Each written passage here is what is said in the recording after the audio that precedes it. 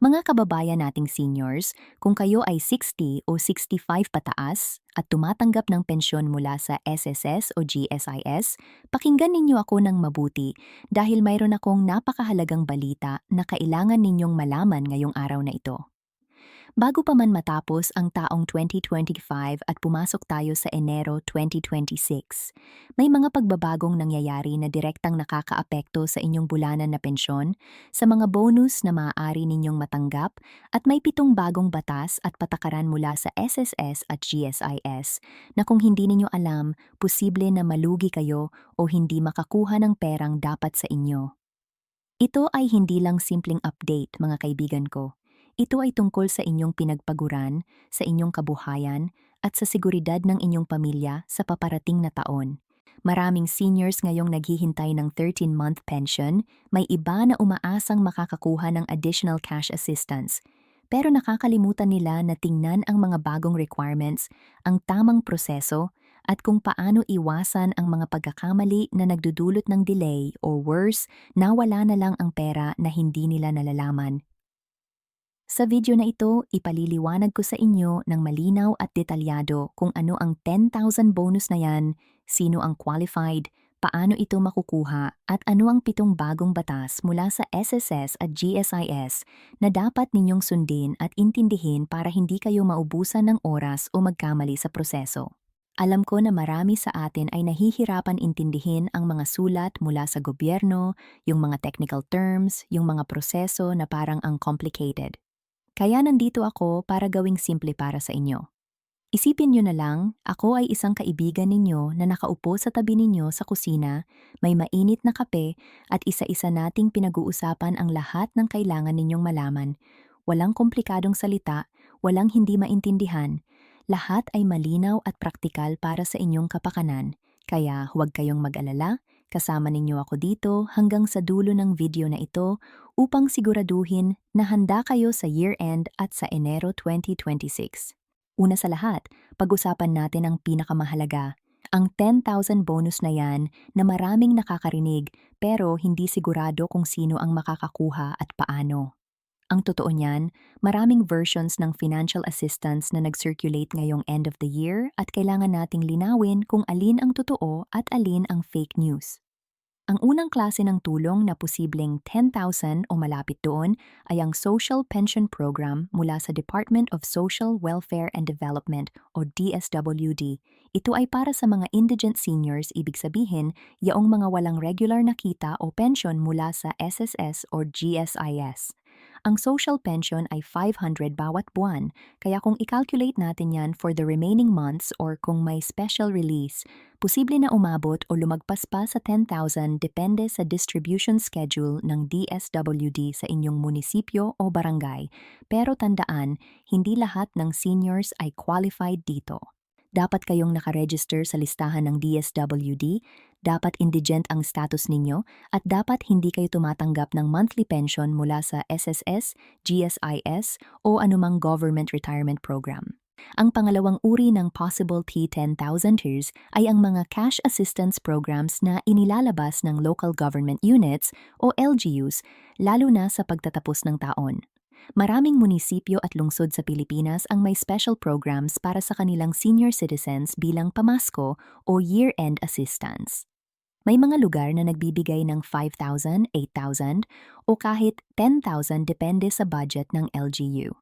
Kaya kung kayo ay resident ng isang progressive na city o municipality, i-check ninyo sa inyong barangay hall o sa Office of the Senior Citizens Affairs kung may ganitong programa. Karaniwang kailangan lang ninyong dalhin ang inyong senior citizen ID, valid ID, at kung minsan ay kailangan ng cedula o certificate of residency para ma-verify na kayo ay legitimate resident ng lugar na yon. Huwag kayong mahihiyang magtanong sa barangay ninyo dahil maraming pera na nawawala lang dahil hindi alam ng mga seniors na may available assistance. Ngayon, para sa mga tumatanggap ng SSS pensyon, mayroon din kayong dapat abangan na bonus at ito ay ang 13-month pension ninyo. Ito ay hindi bago, ito ay regular benefit na ibinibigay ng SSS bawat taon, pero ang timing at ang halaga nito ay napakahalaga lalo na sa panahon ngayon na tumataas ang presyo ng bilihin. Ang 13-month pension ay equivalent sa inyong monthly pension, kaya kung ang inyong regular pension ay 5,000 bawat buwan, ang inyong 13-month pension ay 5,000 din. Kung 8,000 ang inyong monthly pension, ganun din ang 13-month ninyo. Ang schedule ng pagbibigay nito ay karaniwang noong buwan ng Nobyembre o Disyembre, pero para sa taong ito, maraming pensioners na nakatanggap na noong early December. Kung hindi pa kayo nakakatanggap, huwag magpanik. I-check ninyo ang inyong disbursement account, kung SSS, UMID card, bank account o cash card, dahil posible na nandoon na pero hindi lang ninyo na-monitor. Kung wala pa rin, tumawag kayo sa SSS Hotline 1455 o pumunta sa nearest SSS branch ninyo para mag-follow up. Para naman sa mga GSI's pensioners, meron din kayong 13-month pension at ito ay karaniwang nire-release ng GSS noong second week ng Disyembre. Ang proseso ay pareho lang, ang halaga ay equivalent ng inyong monthly pension at ang payout ay either sa UMID ATM card ninyo, sa bangko kung saan ninyo gustong makredit, o sa postal ID kung kayo ay nag-opt for postal delivery. Ang importante dito, mga kaibigan, ay tiyaking updated ang inyong contact details at disbursement account sa GSIS para hindi ma-delay ang inyong bonus. May mga cases kasi na na-delay ang payout dahil expired na ang ATM card o mali ang account number na nakaregister. Kaya ngayong December pa lang, i-check ninyo na yan para sa Enero 2026 ay walang problema. Ngayon naman, pag-usapan natin ang 7 bagong batas at patakaran mula sa SSS at GSIS na dapat ninyong malaman. Ang mga ito ay hindi na rumors o chismis, ito ay official announcements at policy changes na nakakaapekto sa lahat ng pensioners. Una, mayroon ng mas strikto na policy ang SSS pagdating sa verification ng life status ng mga pensioners. Ito ay tinatawag na Life Verification Process o Annual Pensioners Verification. Ang ibig sabihin nito, bawat taon, kailangan ninyong mag-submit ng proof na kayo ay buhay pa at qualified pa rin na tumanggap ng pensyon. Dati kasi, pwedeng taong-taon na walang follow-up, kaya may mga kaso na may mga patay na tumatanggap pa rin ng pensyon dahil hindi nire-report ng pamilya. Ngayon, ang SSS ay nag-implement ng sistema kung saan required kayong mag-submit ng biometric verification, selfie with ID o physical appearance sa SSS branch bawat taon o kada 2 taon, depende sa inyong edad. Kung 60 to 70 years old kayo, baka every 2 years. Pero kung 80 pataas, baka yearly. Ito ay para ma-prevent ang fraud at ma-ensure na ang pension ay napupunta lang sa mga tunay na beneficiaries. Pangalawa, may bagong policy ang SSS tungkol sa dependents pension. Kung kayo ay may mga anak na nagdepende pa sa inyo financially at sila ay under 21 years old o kaya disabled o nag-aaral pa, may karapatan silang makatanggap ng additional allowance sa inyong pension. Ang bagong batas ay nagpataas ng coverage at nag-expand ng definition ng qualified dependent. Dati, limited lang sa anak, ngayon pwede nang kasama ang disabled siblings o parents na umaasa sa pensioner. Ang proseso ay kailangan ninyong mag-submit ng supporting documents tulad ng birth certificate, school enrollment certificate kung estudyante, or medical certificate kung disabled. Maraming seniors ang hindi alam ito, kaya nawawalan sila ng dagdag na kita na dapat nila nang natatanggap. Kaya kung kayo ay may dependents, pumunta sa SSS at mag-apply para sa dependents allowance. Maaaring 500 to P1,000 bawat dependent bawat buwan, depende sa computation ng SSS. Pangatlo, ang GSIS naman ay may bagong policy tungkol sa loan restructuring para sa mga retired members na may outstanding loans pa. Maraming retirees na kahit retired na, may utang pa rin sa GSIS, salary loan, housing loan o policy loan. Ang problema, ang monthly deduction sa pensyon nila ay mataas, kaya kulang na ang natitirang pera para sa kanilang pang-araw-araw. Ang bagong policy ay nagbibigay ng option na i-restructure ang loan para mabawasan ang monthly amortization. Halimbawa, kung dati ay 3,000 bawat bulan ng kaltas, pwedeng maging 1,500 lang kung i-extend niyo ang payment period. Ito ay isang magandang option para sa mga seniors na nahihirapan sa monthly budget. Pero kailangan ninyong personal na pumunta sa GSIS branch at mag-apply para sa restructuring. Hindi ito automatic, kaya kailangan ng initiative ninyo. Pang-apat, mayroon ng mas mabilis na proseso para sa pension loan ng SSS. Dati, ang pension loan ay tumatagal ng ilang linggo bago ma-approve at ma-release. Ngayon, dahil sa digitalization ng SSS, ang pension loan ay pwede nang ma-process online through My SSS portal at ang approval ay mabilis na, kadalasan ay 3 to 5 business days na lang. Ang pension loan ay maaaring 50,000 to 200,000 depende sa inyong pension amount at credit standing. Ito ay pwedeng gamitin para sa medical expenses, home repair, o emergency needs. Ang interest rate ay mababa lang, around 10% per annum, at ang bayad ay automatically nakinaltas sa inyong monthly pension for 2 years. Pero tandaan, huwag kayong mag-loan kung hindi ninyo kailangan dahil baka maging burden lang yan sa inyo in the long run. Panlima, ang GSIS ay nag-launch na ng Optional Life Insurance o OLI para sa mga retirees. Dati, pagka nag-retire na kayo, wala nang life insurance coverage. Ngayon, pwede kayong mag-apply ng optional life insurance na mura lang ang premium at may coverage na up to 100,000 to 500,000 depende sa inyong edad at health condition. Ang premium ay kinaltas monthly sa inyong pension at ang beneficiaries ninyo ay ang makakatanggap ng proceeds pagka namatay na kayo. Ito ay magandang investment lalo na kung gusto ninyong siguruhing may maiiwan kayong pera sa inyong pamilya para sa libing at iba pang expenses.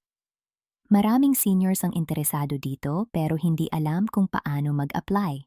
Pumunta lang kayo sa GSIS branch, mag-fill up ng application form at kung kailangan mag-submit ng medical certificate kung required depende sa inyong edad. Pang-anim, may bagong mandatory health declaration para sa lahat ng SSS at GSIS pensioners.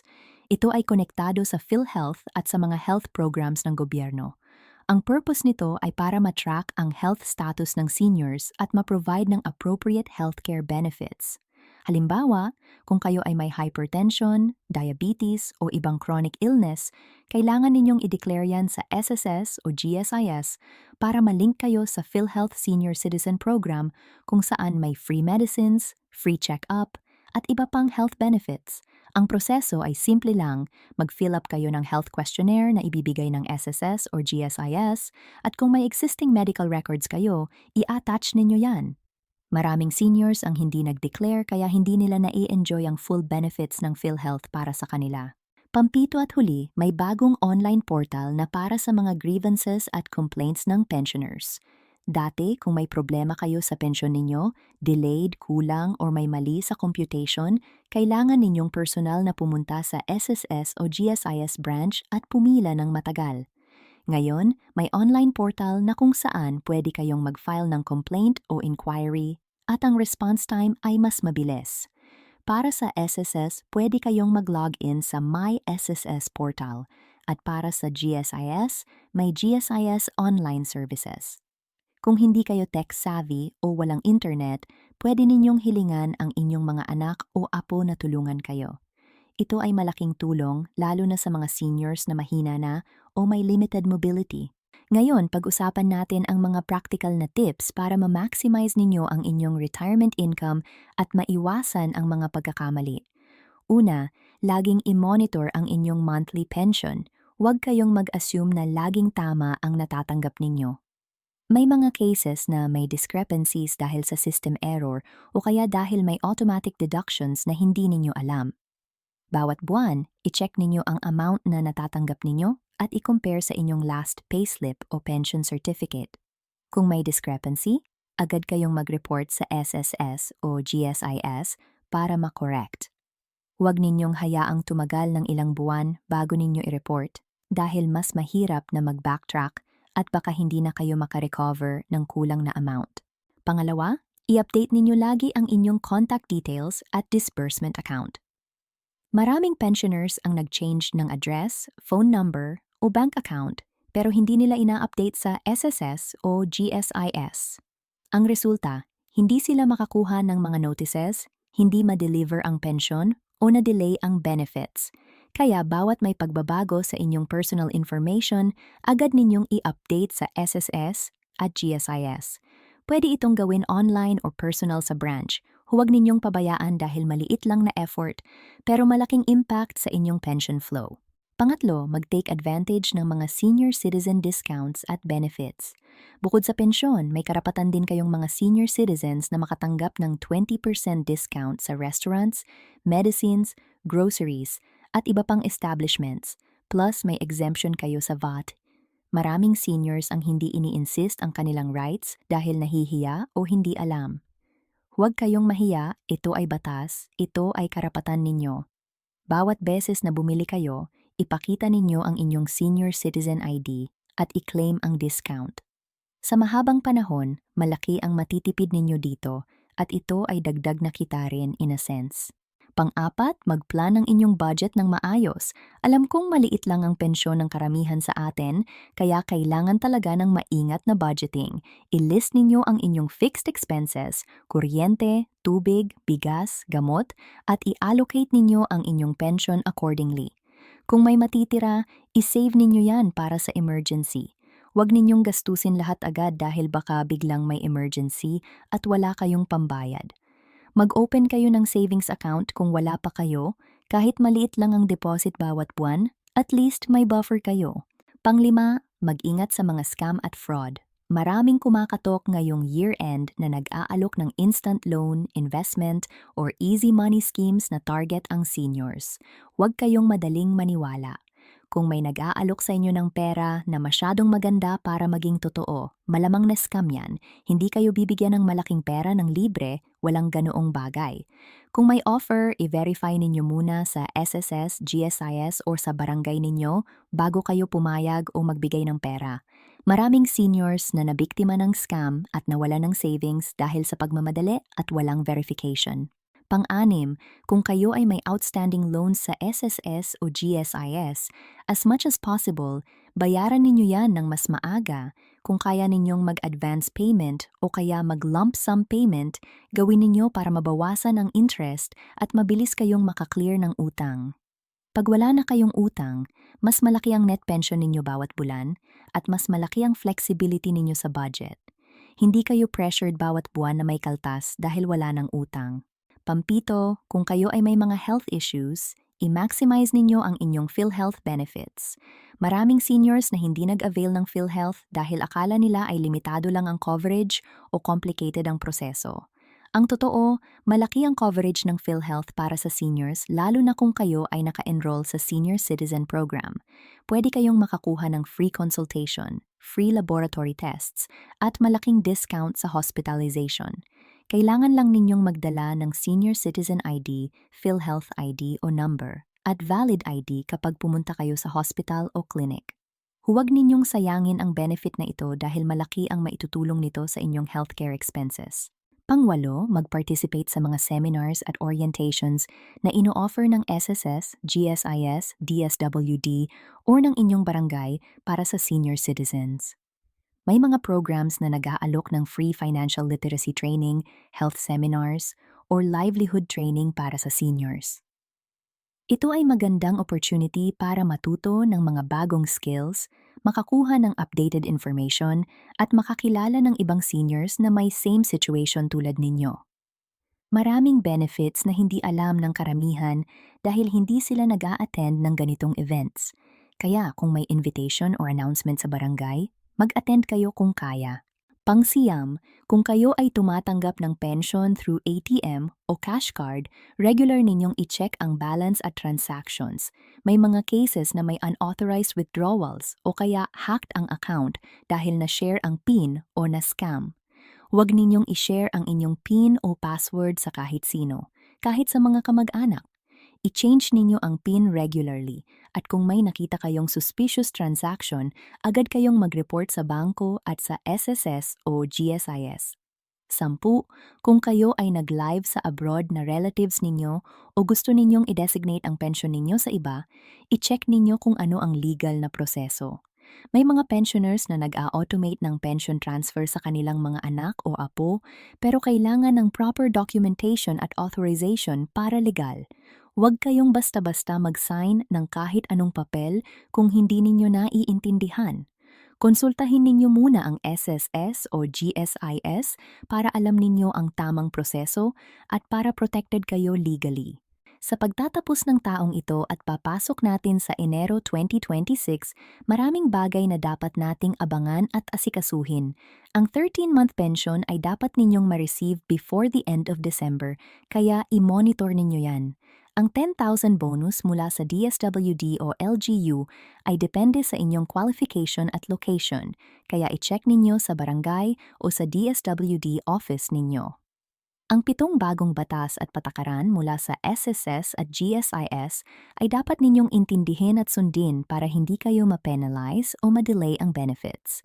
Ang lahat ng tips na nabanggit ko ay practical at madali lang gawin, kailangan lang ng kaunting effort at initiative sa inyong parte. Mga kaibigan, alam kong mahirap ang buhay ng senior citizen sa Pilipinas. Maliit ang pensyon, mataas ang gastos, at maraming challenges. Pero kailangan nating maging proactive, kailangan nating alamin ang ating mga karapatan, at kailangan nating samantalahin ang lahat ng available benefits at assistance mula sa gobyerno.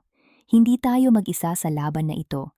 May mga batas, may mga programs, at may mga taong handang tumulong sa atin. Kailangan lang natin ng tamang information at tamang aksyon.